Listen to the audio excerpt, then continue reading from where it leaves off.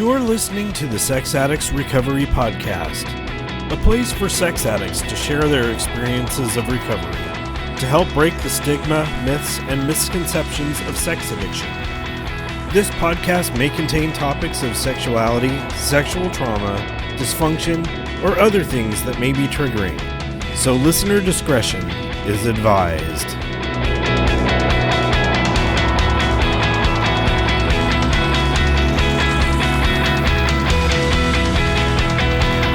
Hello, and welcome to the Sex Addicts Recovery Podcast. My name is Jason, I'm a sex addict, and I will be your podcast host for today. What's going on, everybody? Welcome to episode number 7 of the podcast. Today we're going to be covering the topic, Am I a Sex Addict? Since I've been busy the past few weeks working on the Bay Area retreat and other program stuff, I wasn't sure that I was going to be able to record a conversation this week. And I'm grateful for my friends Alex and Torin for the ability to have them take over the recording of the conversation and cover the topic. The guys did a great job of covering questions and links and the quotes from various program literature. In this week's recording, they brought up the self-assessment quiz to determine if you're a sex addict that can be found on the main SAA website, saa-recovery.org.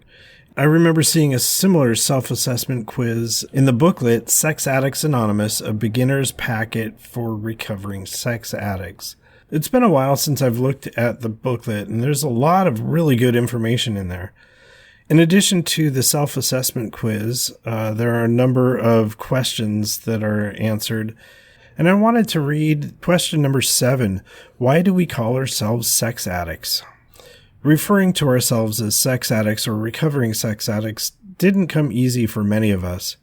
We resisted the idea and found it distasteful. We feared the label. Members are not required to call themselves sex addicts, but most of us have found peace in saying, my name is blank, and I'm a sex addict. It is a way in which we take the first step by admitting our powerlessness over our sex addiction. In the past, we diagnosed ourselves as crazy, sick, perverted, and many other disparaging labels. The old shaming labels held one thing in common. They meant we were hopeless. The old labels were misdiagnosed because they were untruthful. Accepting our sex addiction brings hope by acknowledging the truth and begins the spiritual journey of 12-step recovery. I've forgotten how many awesome messages are in this booklet. In reading this, just discovering this gem, this is a perfect example of ways to break the stigma of sex addiction by simply naming ourselves as sex addicts as we enter the program of SAA. I found it very freeing to say that my name is Jason and I'm a sex addict, and I finally found a place to belong. And so now I'd like to share the conversation that we recorded this week. And again, the topic of this discussion is, Am I a Sex Addict? Joining Alex and Torin on this recording are Edward and Thomas. I hope you enjoy it. Here it is.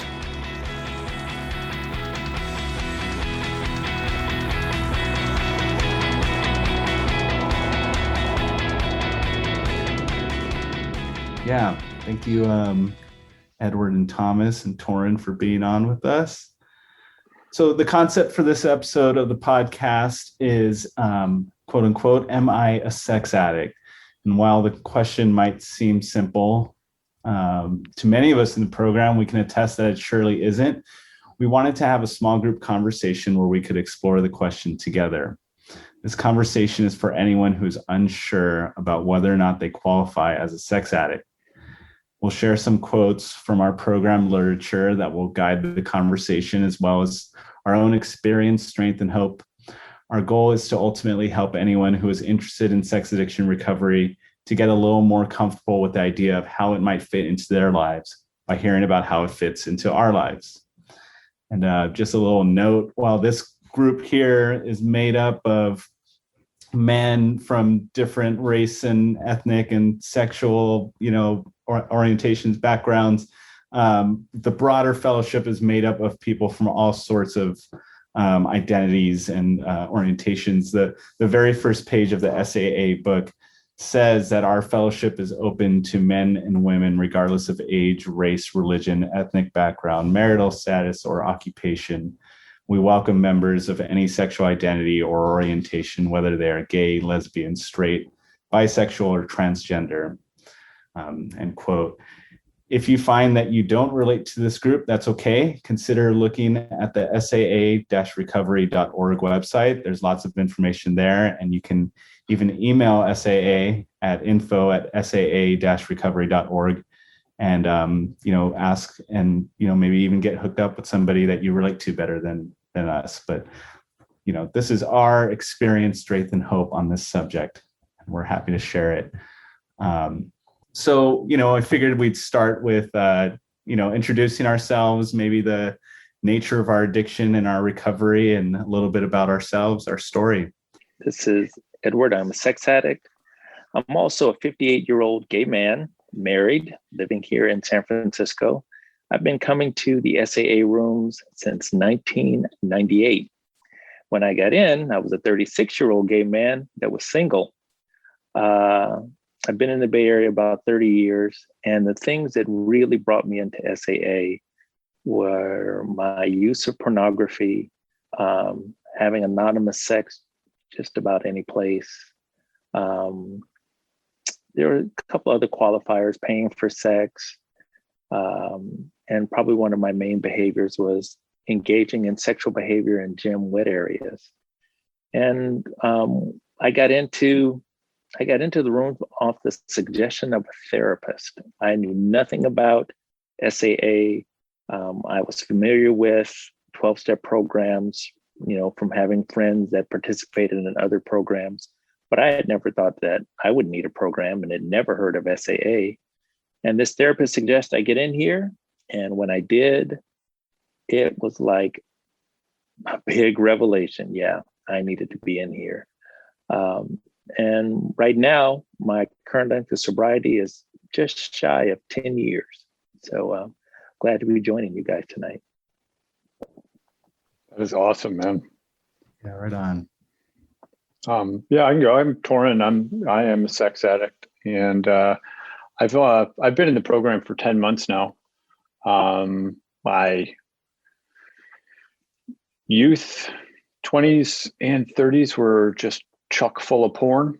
That was my escape. That was my compulsive escape for a long time. And then my behavior just skyrocketed about 3 years ago. And it just expanded to acting out with women, sex behind my part with, sex outside of my committed relationship, dating apps, chat apps, all that fun stuff. And then, 10 months ago, I was discovered by my partner, and that's just a super abbreviated version of it. That's the shortest I've ever told that story. That's pretty impressive. I think I'm getting it down. But no, just what I went through for those several decades before coming into the room was just a lot of what I didn't know was denial. It was a lot of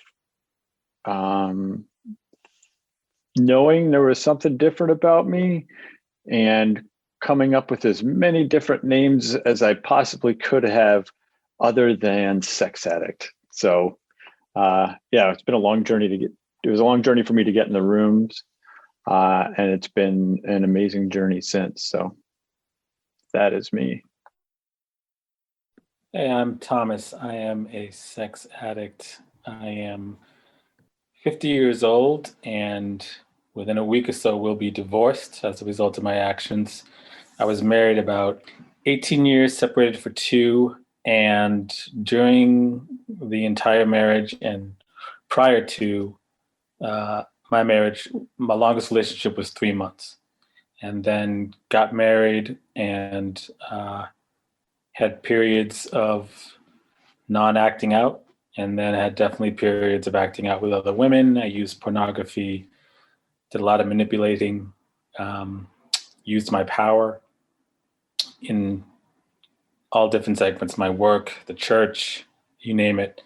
And I know we're going to talk about this later on, but yeah, I definitely did not think I was a sex addict until my big bottoming out.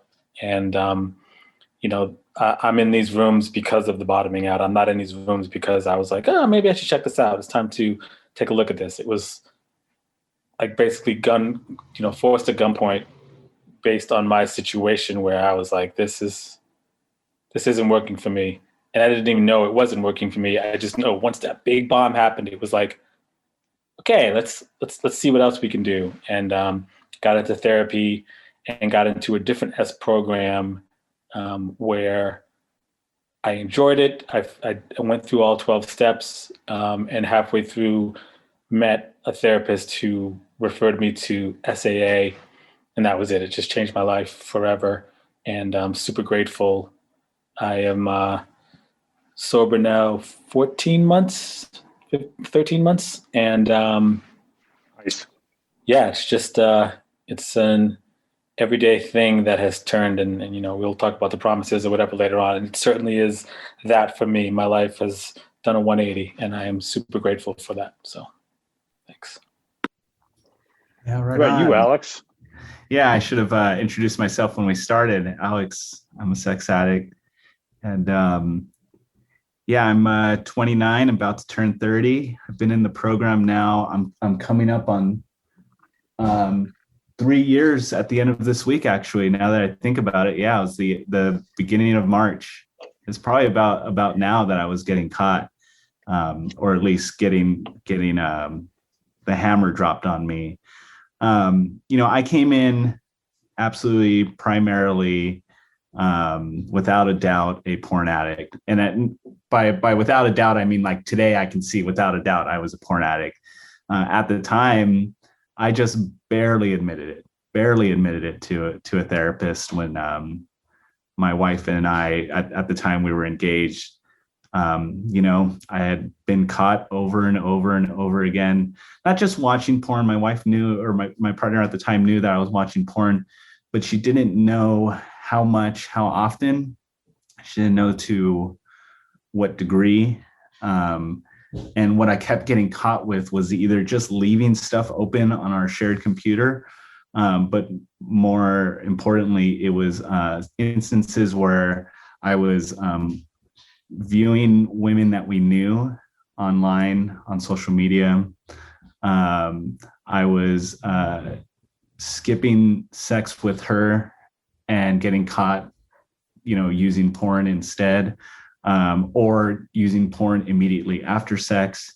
I was getting caught, by her, or at least having to confess to her that I was using porn at work because I would be unable to perform with her. And she just got sick of it. She really got sick of it. And that was the catalyst.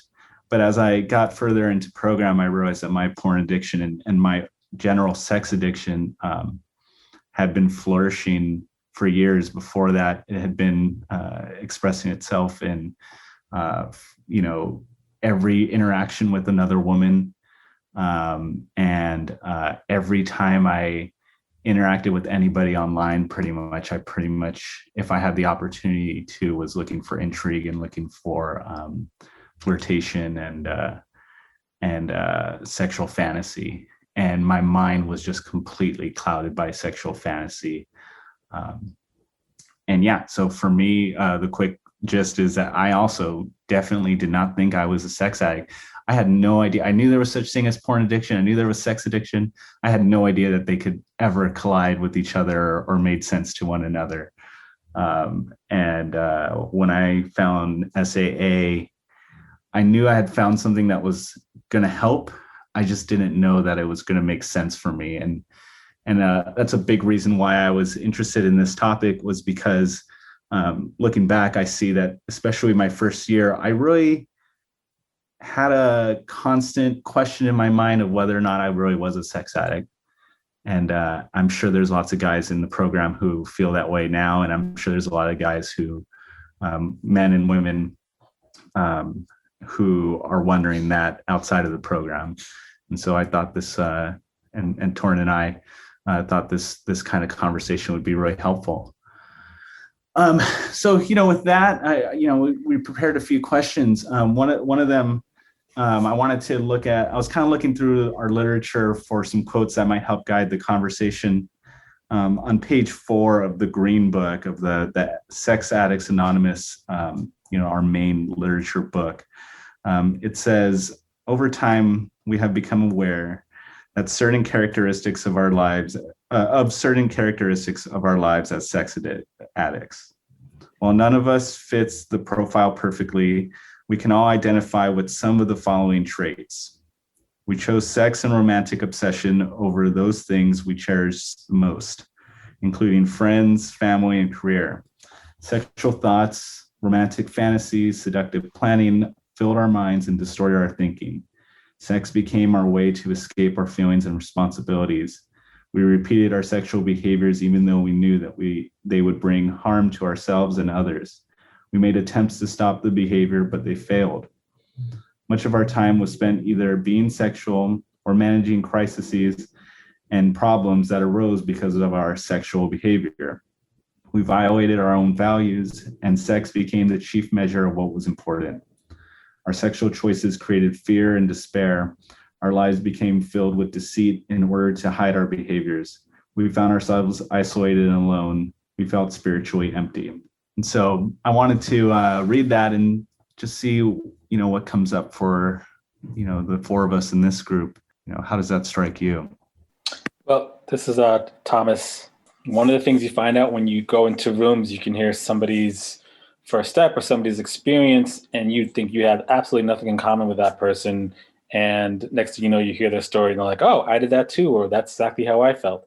So even in you reading this right now, Alex, I was like, yep, that was me. I definitely, used sex as an escape. I used it to get validation. I put what I didn't know was my addiction, I put that addiction above my family, career, and certainly within my work could have been fired for some of my advances or things like that. And it was nothing but the grace of my higher power that guided me around that. And I never got into that situation. I think that was one of the real wake up things that I got being in the program, was that I just thought I controlled everything. I was such a control freak that, I just, everything I had was so well thought out and so planned so that I wouldn't get caught. And when you live a life like that, that becomes your normal. And you don't know it's not normal.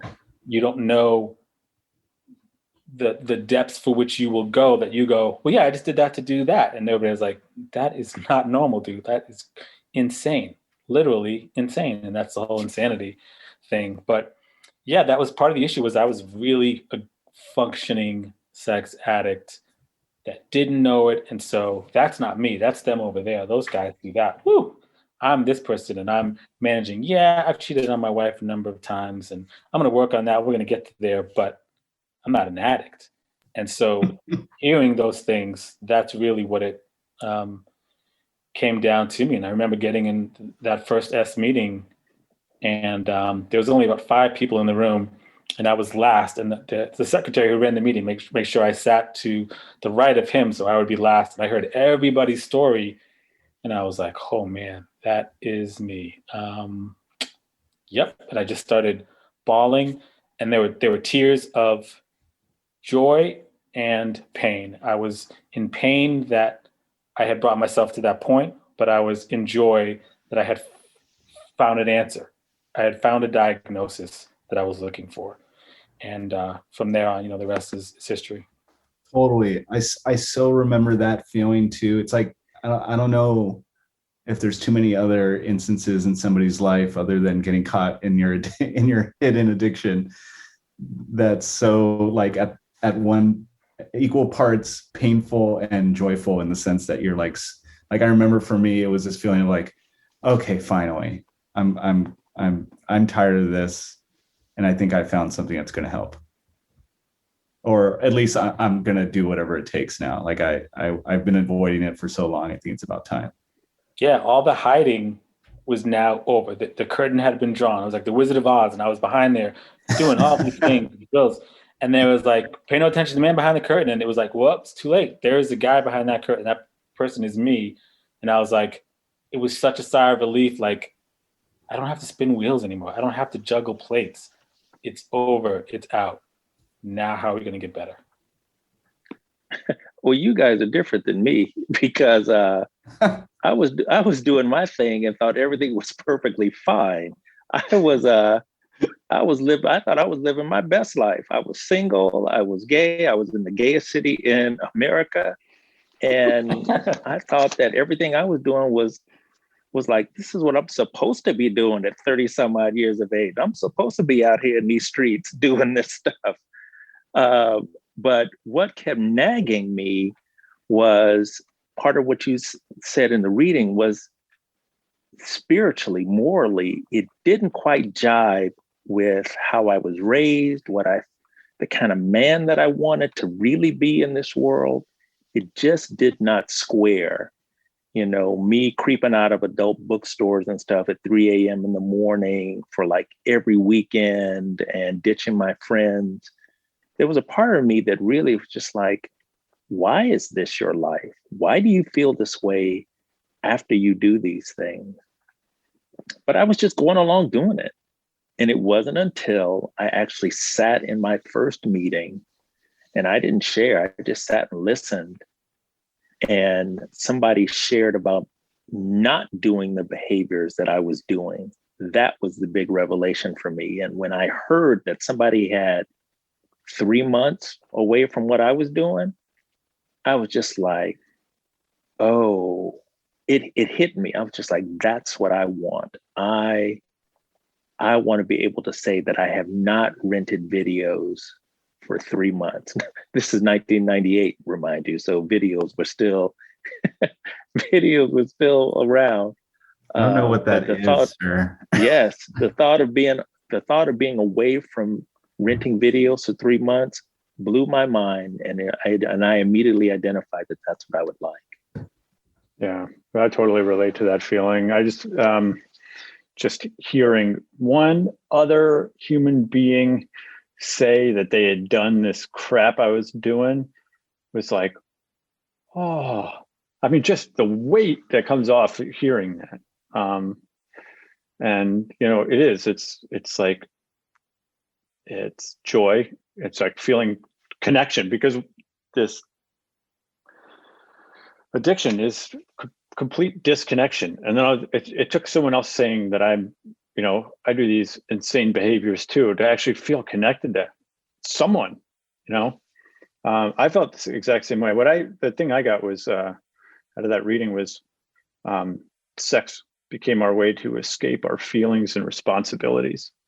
And like when I came into the room, I just wanted to stop. I just wanted to stop doing this. I wanted to stop hurting myself and others.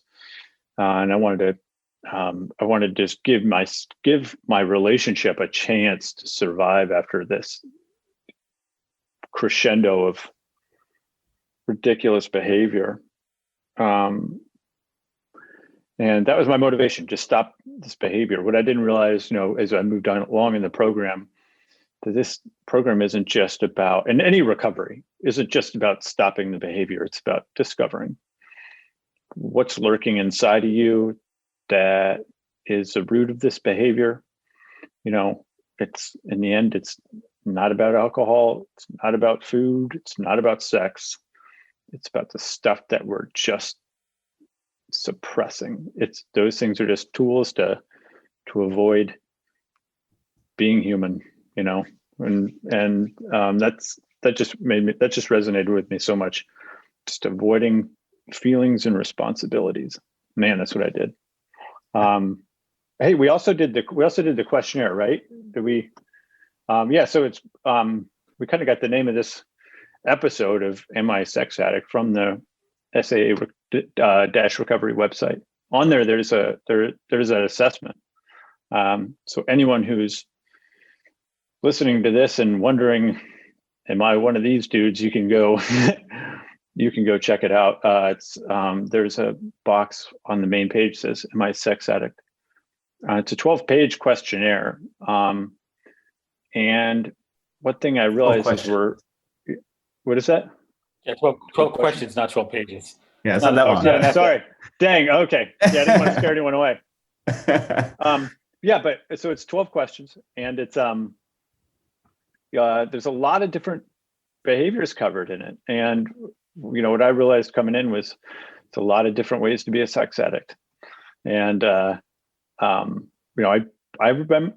I remember taking this and probably like 4 or 5 others that I had found on Google, because I just wanted to know what I felt like I'd always known there was something wrong with me. And after discovery, I'm like, I'm kind of close to figuring out what the hell was wrong with me. And I did these questionnaires. Did you guys did you guys do this thing too, or no? It's funny. I did something a little different. So I don't know, maybe 10 years, 11, 12 years into my marriage, I was just like, something's not right, but I don't think I'm an addict.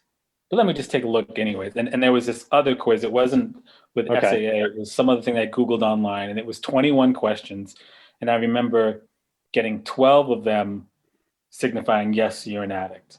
And I was like, 12 divided by 20, that's not that big. I would fail. If I was taking that test, I would fail. That doesn't count as an addict. There's no way for that. So it's interesting that was so, there was 21 questions, and I ended up doing this whole grading scale for it. Whereas the SAA website is like, here's 12 questions. If you've answered yes to more than one, start to seek help. And had I taken that test back then, maybe things would be different. I don't know. Maybe I would still be in denial, but it was a very different answer to versus 12 divided by 20 versus did you answer yes to more than one of these? And that brings up a really good point. Is that I'll ask you guys if you guys resonate with any of these questions. But the important thing for anyone who's even considering going into recovery, this questionnaire is just for you to get a little insight to yourself. You do not have to pass any test to get into a room of recovery. We say in there, the only requirement is a desire to stop addictive sexual behavior. And that's a really low bar. Just if you want to stop, come to a meeting. Totally.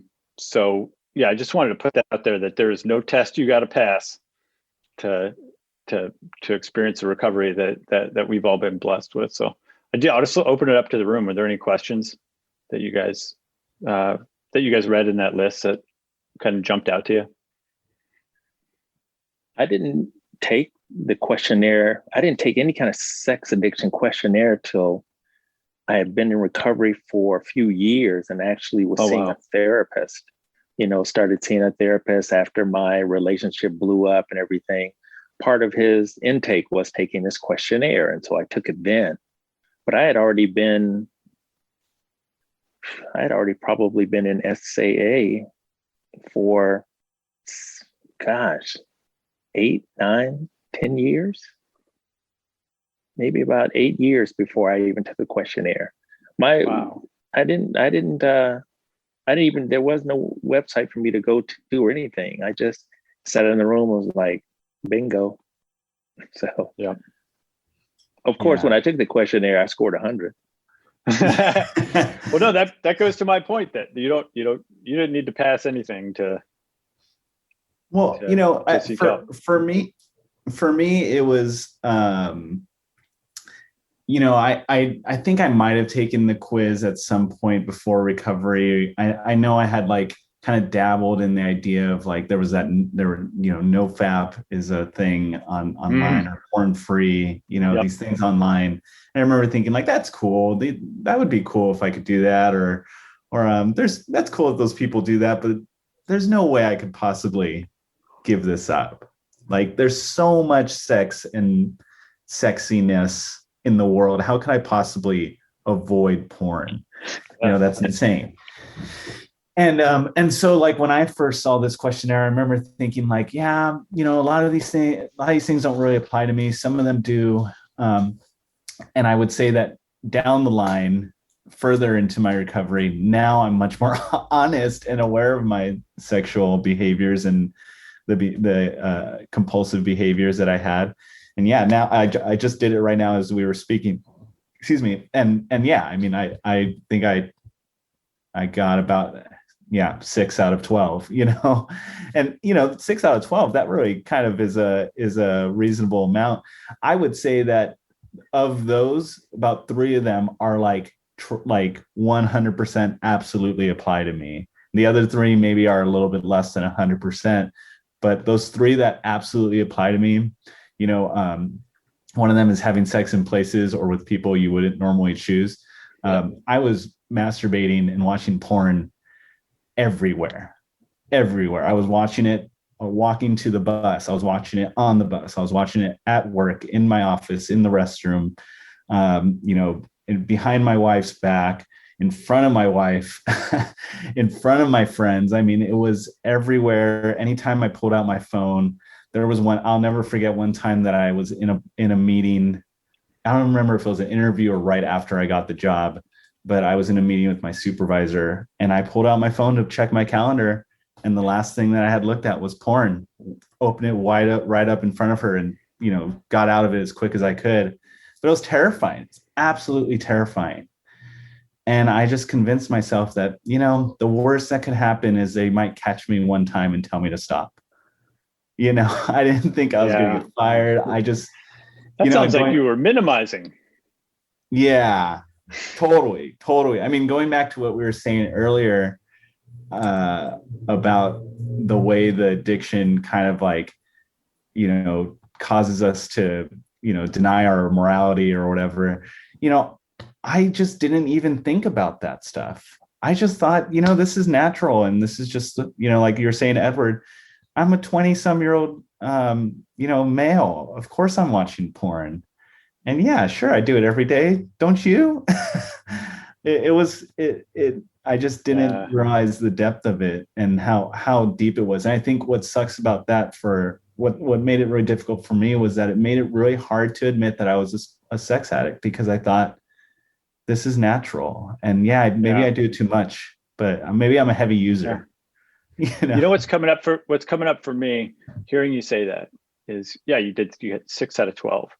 You don't have to read another one of those on the list for any of us to realize that one check that you put on that list was making your life unmanageable. You didn't even need the other stuff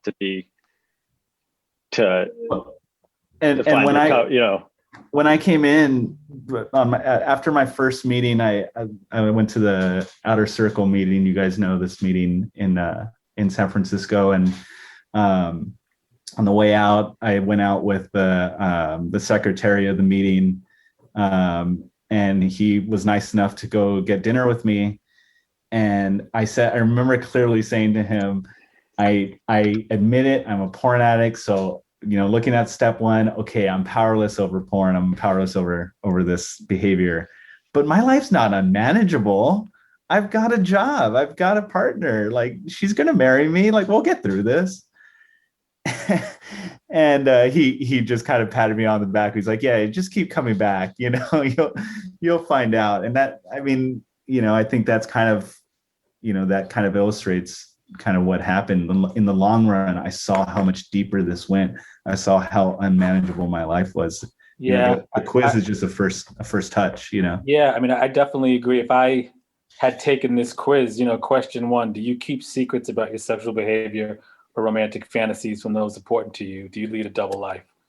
That was a huge part of my addiction, because yes, there was pornography use, but for me, pornography use was like a backup. It was like, well, I got to be with an actual woman. Like that's sex, right?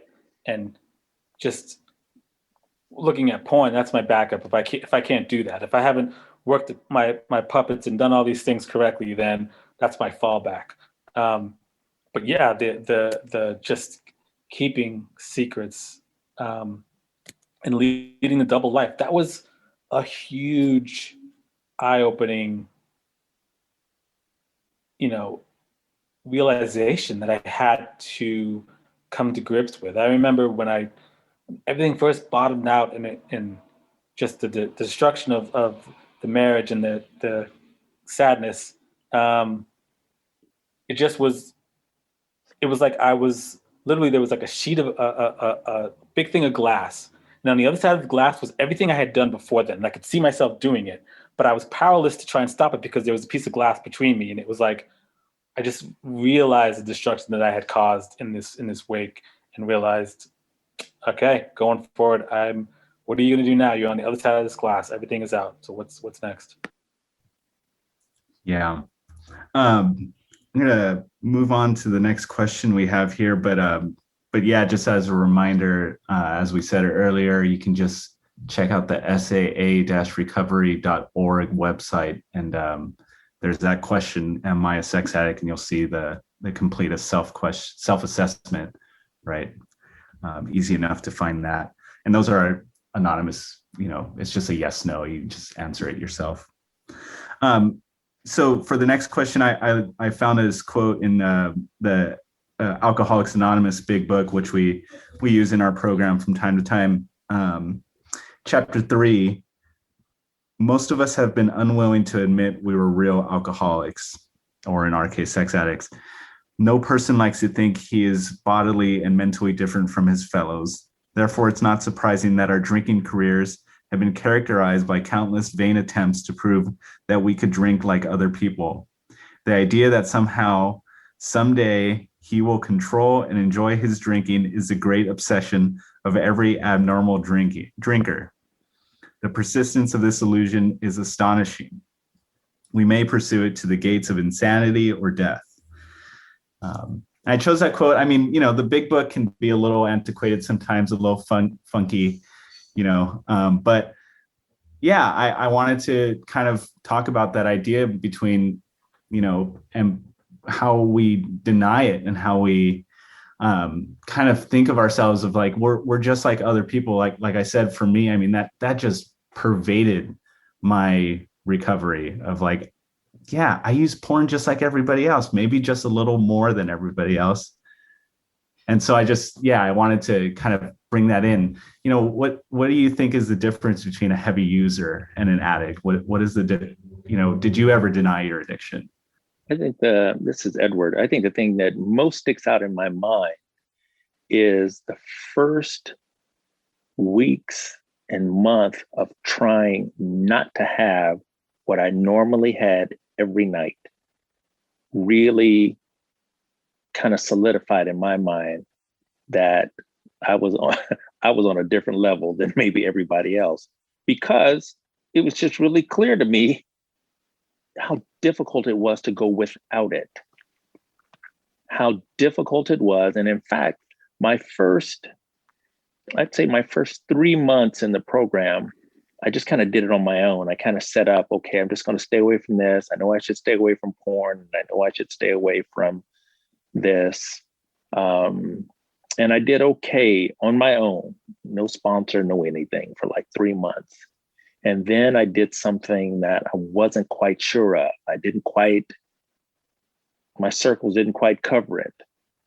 And as soon as I did that one thing, I was fully back in my full addiction. I just crossed all whatever circles I had thought I'd set up for myself, and I was right back where I started. And that hammered home to me. That was like, yeah, I'm not like everybody else. I got this bad. And so I know I need to stay here and start doing it the way I had been hearing it laid out in the rooms. So it was those first few months of trying to go without it, go without my porn and all the other stuff that really solidified. I'm not a heavy user. I am an addict.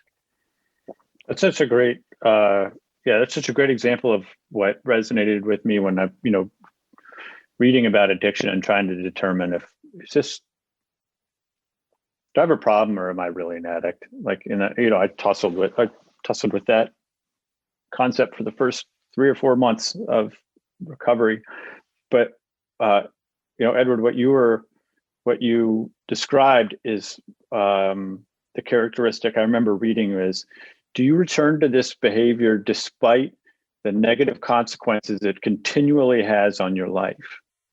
And a heavy user of anything who is still functioning and not really suffering, can do that, can continue the behavior. But when we're doing it to the detriment of ourselves, but yet we just keep going back to it, that's when I really saw that I might not be just a hypersexualized person. I might have something a little deeper than that. And it's funny, I kind of overshared with some friends early in recovery, telling them what I was doing. I was just so excited to find this place. And I think 3 of my friends, when I just told them what about this, 3 different friends were like, I wonder if I'm a sex addict. Like they had this like moment where they were like, is this something I would need? And that was my go-to question. I was like, well, do you do it over and over despite it having terrible consequences in your life? And they're like, not really. I can kind of handle it. It's never been that big of a problem. I'm like, no. Yeah, I just don't have that. It was causing catastrophe, and I was more loyal to that than to myself. And that's just that's pretty much my that'd be my definition of it. Yeah, I didn't have again, I was very particular about the women I chose to have an affair or cheat with. These are women who were going to be quiet, who weren't going to, disclose anything. And I just always picked, quote unquote, the right person. And that made me go, yeah, I have this problem and I'm just working on this, and that's over here. And massive compartmentalizing, right? Like that's over here, my addiction, or this thing that I can't stop doing is over here. And over here is my family who I love and my daughter, and and the two shall never meet. But I didn't know all the overlapping that was being done and all the neglecting that I was doing. And even, when I moved to the Bay Area, there was a good 2 years where I wasn't doing really much of anything, and I was bogged down. And so I was like, I mean, I didn't say this, but I can see myself saying, oh, look, it's been this long. I'm okay. Like, it's not that big a deal. And, I just had a horrific experience with my ex, and that one instant of, you know what, I need to now scratch this itch. It's not even scratching this itch. It's this is what I've come to do. This is the learned behavior that I have done based on my past. And that makes me feel good. So I'm going to go back to this now. And I was kind of like, wow, here you are again, man, doing the same thing. And that was sort of scary, but not enough to be like, oh, maybe I should go get some help for it.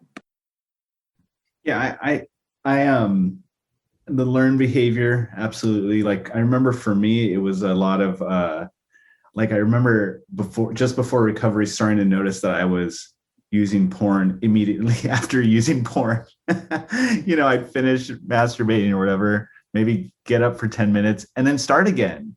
And I was like, this is weird. And I kind of thought, well, that's a lot, but not an addict.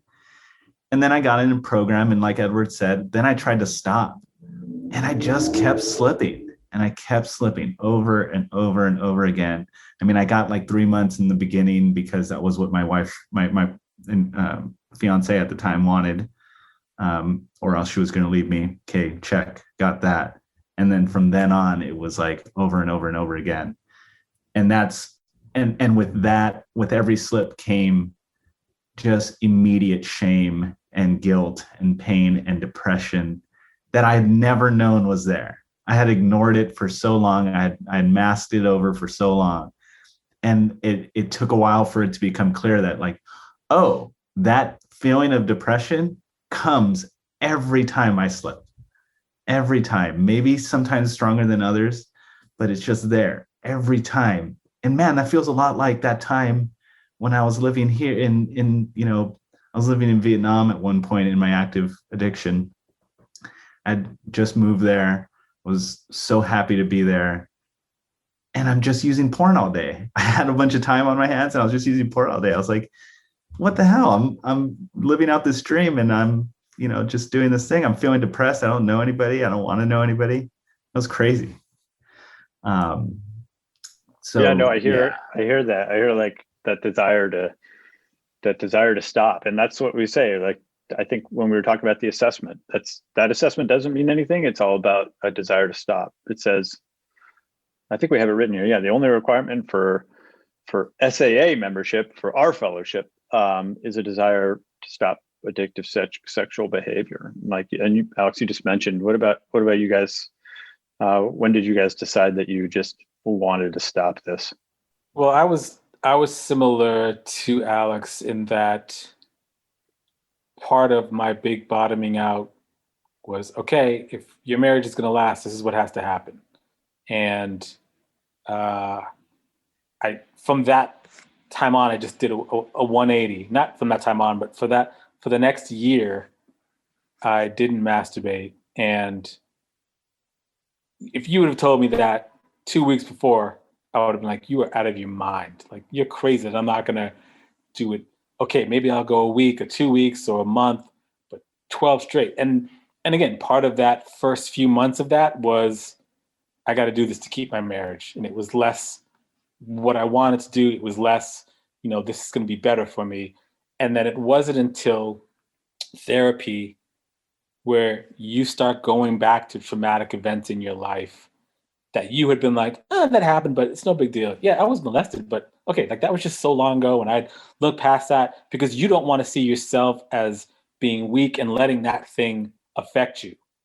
And when you come to grips with it in therapy and in the program, you realize, holy cow, yeah, from that point on, then my trajectory went this way. And, I was somebody who I was adopted when I was 11 months old. And before that adoption, I was in five different foster homes. So I had huge separation anxiety. It was already set up before I was 1 year old. Is that an excuse? No, definitely not using that as an excuse, but it is a reason for the flow. And it is my story as to that these are chapters in my life that led to the ending of that book, Before Recovery. And I went a year, and then after that year, a year of not masturbating, and then after that year, I was in SAA, and my sponsor was like, it's not bad to masturbate. You just can't use porn. And I was like, okay. And then like I masturbated, and it was just like I felt dirty even doing it.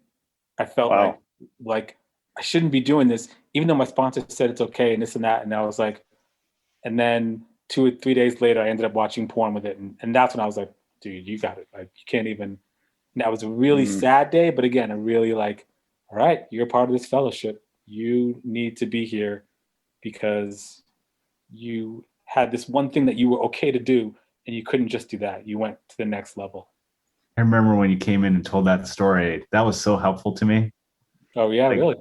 Yeah. I remember I talked to you after that meeting and I was like, man, I needed to hear that. Like that so helped me kind of like put my own addiction into like, oh, okay, that's what could happen, I guess this is Edward. I guess when I really knew, I had already been in the rooms for just a little while. And I got some time away from my acting out.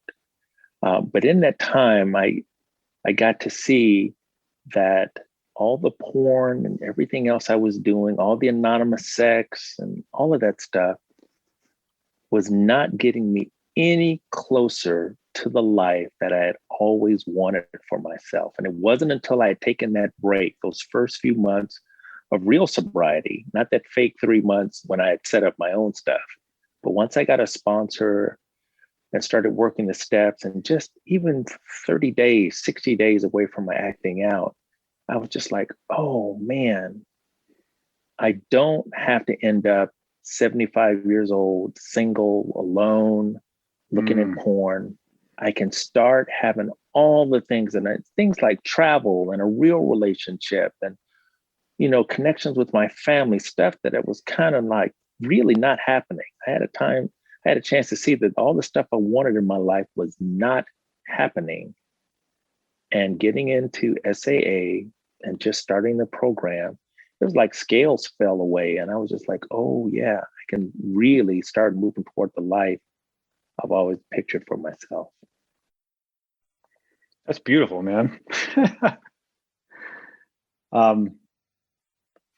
Yeah, the question was, when did you decide you wanted to stop this? You know, if I had to estimate the time, I think it was like 2000 was when I first decided. And I've decided, for the record, probably 1,000 times I wanted to quit, you know. I've shared before, but in college, you know, when we got high-speed internet, that's when everything just took off for me. And that seems to be a common story. But there were people hanging out in my room, and a buddy pointed out in front of everybody that the carpet by my computer was discolored, and making jokes about how long I spent there. And I was like, oh, and I just felt like, wow, it was that feeling of just like, oh man, like my stomach, and it was, I've said before, I was just mortified. The next day I went and got carpet cleaners, scrubbed my carpet. And that's the first time I swore it off. That was my first decision, first of 1,000 decisions to stop doing this. And there's a riddle I heard pretty early in here that I was just a frog on a log. Have you heard that one? There's Yeah. 3 frogs on a log, and one of them decides to jump off. How many are left? 3, because he only made a decision. He didn't do it. Yeah. And that was me making these decisions and just constantly slipping back and slipping back. I finally stopped on May 5th of last year, when, like Thomas said, the curtain fell. And when the curtain fell, all the light that I did not want on this behavior was just shining right on it for my partner to see. And more importantly, I think for me to see. I think it was just, I got to see this for what it was. And I actually went into a room at 28. I'm 43 now. I went into a room at 28, and it was a different program. They had kind of different standards. There's a little more of a dogmatic program that I just didn't resonate with. And there were some really scary stories in that first meeting. And I'm like, dude, I'm not one of these dudes. And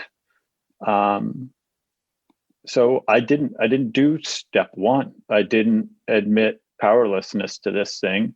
Instead, what I did was I just said I was scared straight. I'm never doing that again. And that probably lasted a few months, to be honest. But yeah, it wasn't until I came till Discovery that, you know, I never really thought much about going to that program. I think I went once, maybe twice. I hadn't thought about it again really until Discovery, and I got caught. And I think it was 5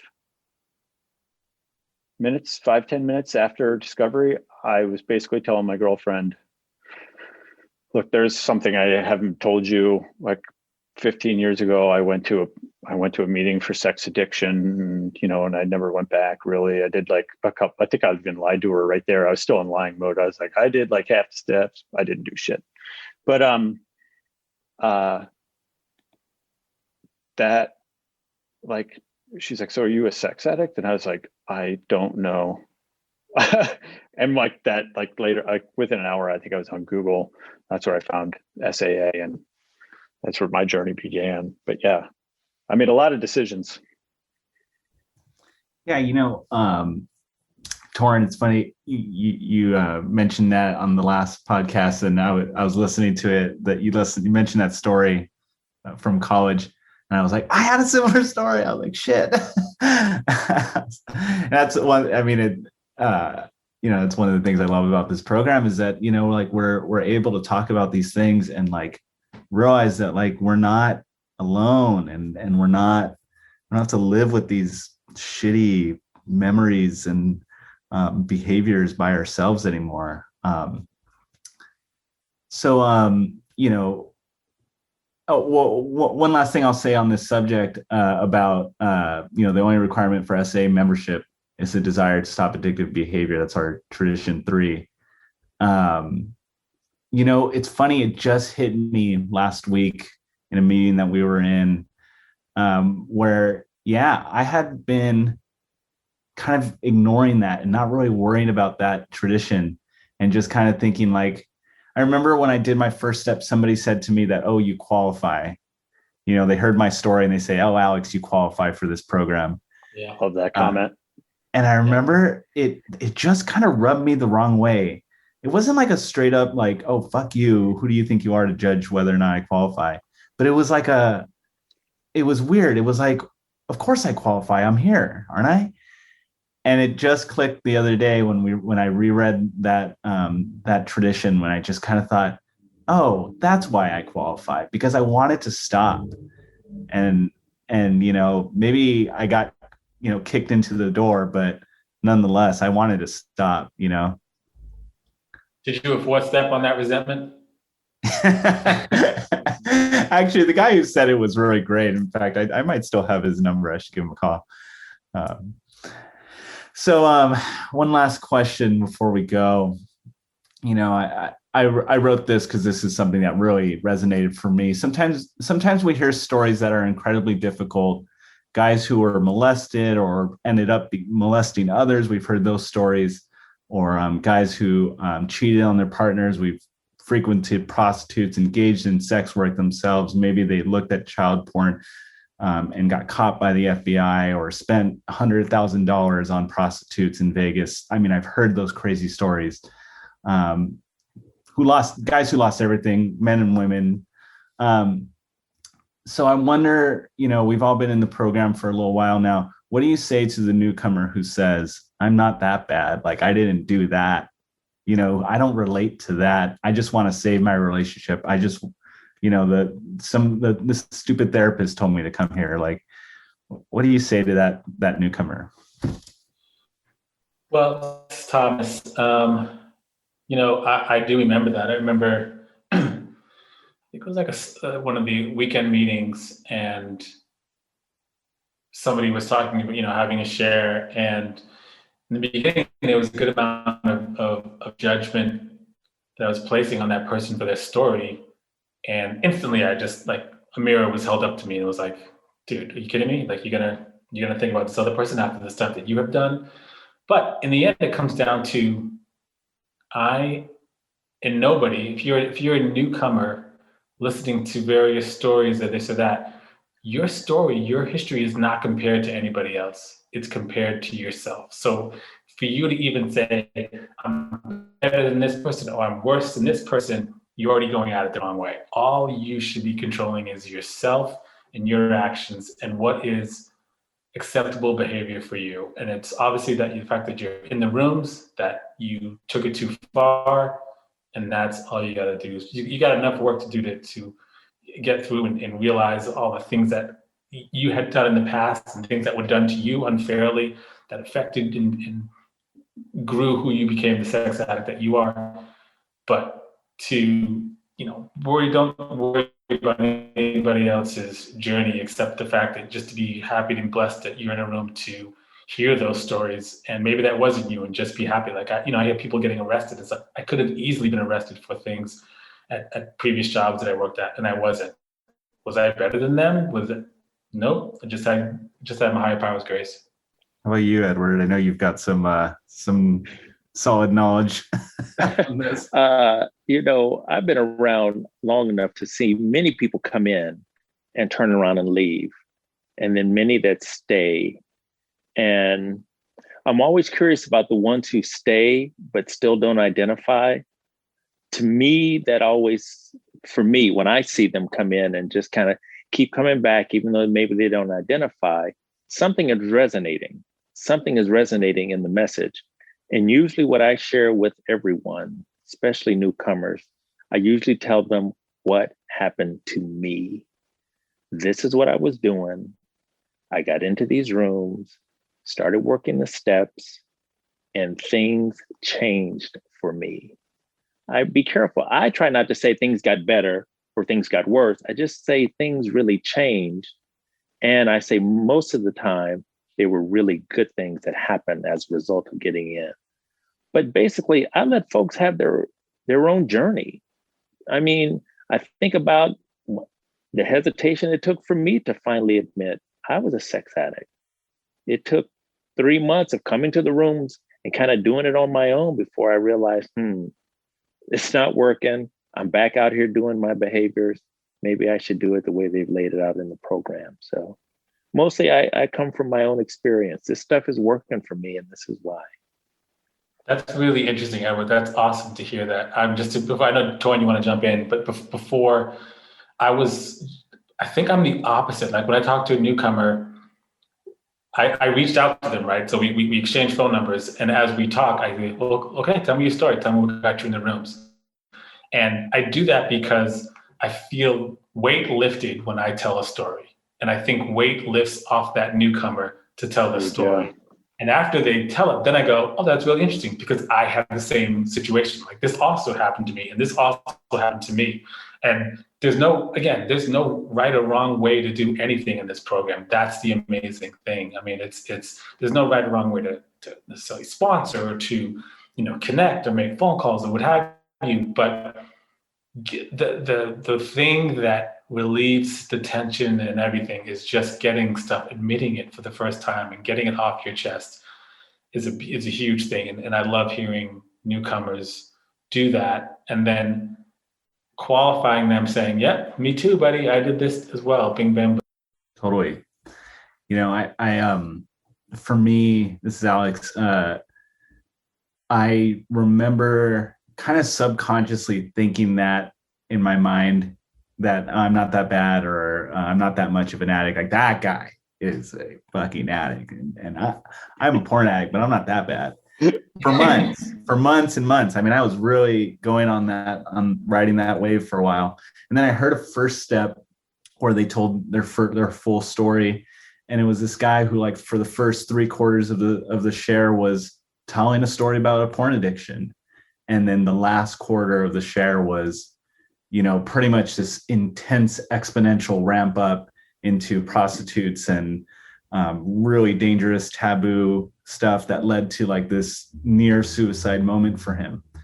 And I remember it clicked in that moment where I kind of realized like, he had all the things that I have. And then he just went that many more steps further in his addiction, and it led to nearly killing himself over it. And I so could go that way if I just had let this ride. I so could have lost my relationship, my job, my home, all these things that I kind of thought I was managing so well. I got a friend in the program who calls those his yets. There's things that he hasn't done yet.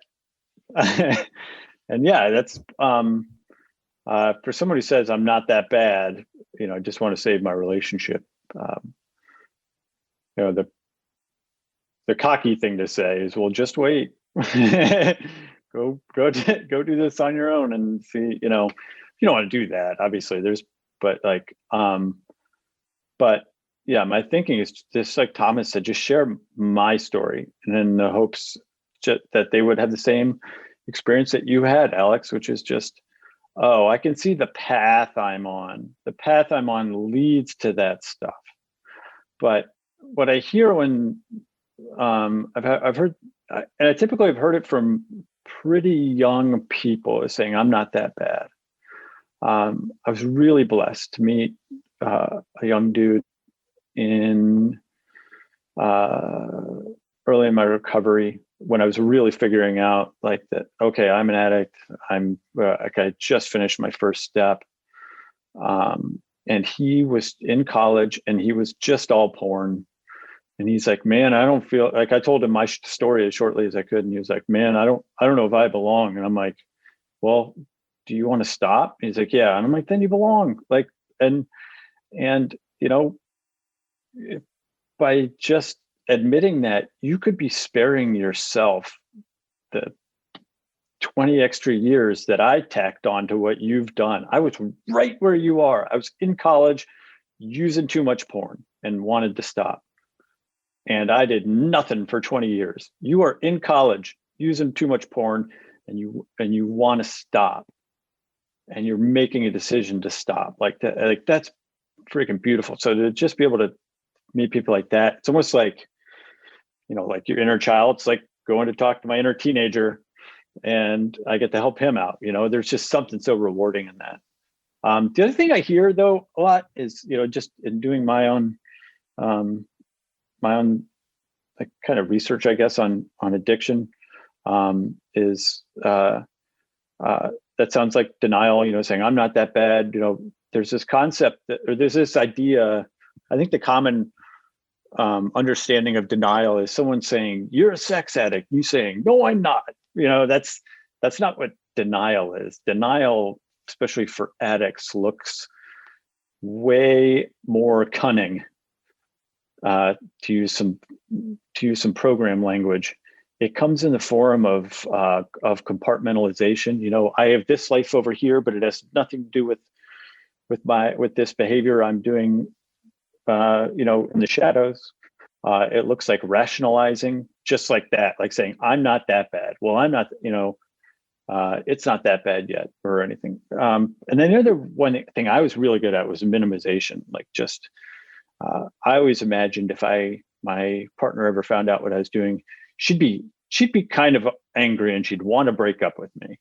I didn't realize that her discovering this would be as incredibly traumatic and life altering as it was. I was just so caught off guard by that. And it really like helped me understand that this is not just a little problem I need some help with. This is Torin, you're an addict and you're hurting people. That is so well said, Torin. I like that. The minimization, the compartmentalization, the rationalization, and I could check all those boxes. Talk about checking boxes, right? We're coming up on an hour here, so I think I'll kind of close this off. But I think ultimately the one thing that stood out to me at my first meeting, well, it was two. It was one, wow, that felt a little bit better. I feel a little bit better than I did when I walked in. But the other thing that jumped out at me, we did that serenity prayer, which I thought was corny, even though I kind of, kind of liked it or whatever. I was kind of a little religious at the time. I thought, But what really jumped at me was right after that, everybody in the room said, keep coming back. And I was like, oh shit, I guess I should. I guess I'll come to another one. They all seem to want me to come back, It just like, it surprised me. I knew the serenity prayer was part of the program. I did not know the keep coming back was part of the program. And it's true. It's like, keep coming back. You'll find more. If this meeting made you feel better, the next one might make you feel better too. If this podcast made you feel better, the next one might make you feel better too. Amen. Right on. Well, thank you, Torin, Edward, Thomas. Thank you so much for joining us. This was great. Thank you, guys. Man. Thank you, guys. This was great. Thank you. Thanks, guys. All right. All the best, everybody.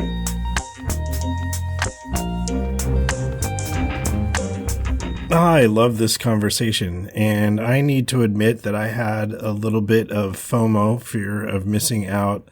I wish I could have taken part, but I had a lot of stuff going on that night, and it turned out awesome. I absolutely loved it. I hope you did too, and we'll be doing more of those in the future.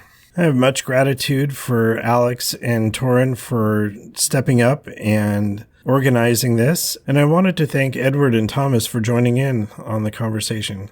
And as always, if you'd like to leave feedback for us, you can email us at feedback@sexaddictsrecoverypod.com and let us know if we could share your email on the podcast.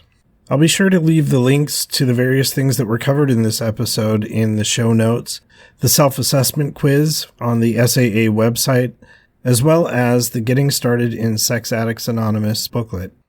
Thanks again for listening this week, and keep coming back. The views and opinions contained in the Sex Addicts Recovery podcast are those of the participants and do not necessarily reflect those of the Bay Area Intergroup or the ISO of SAA.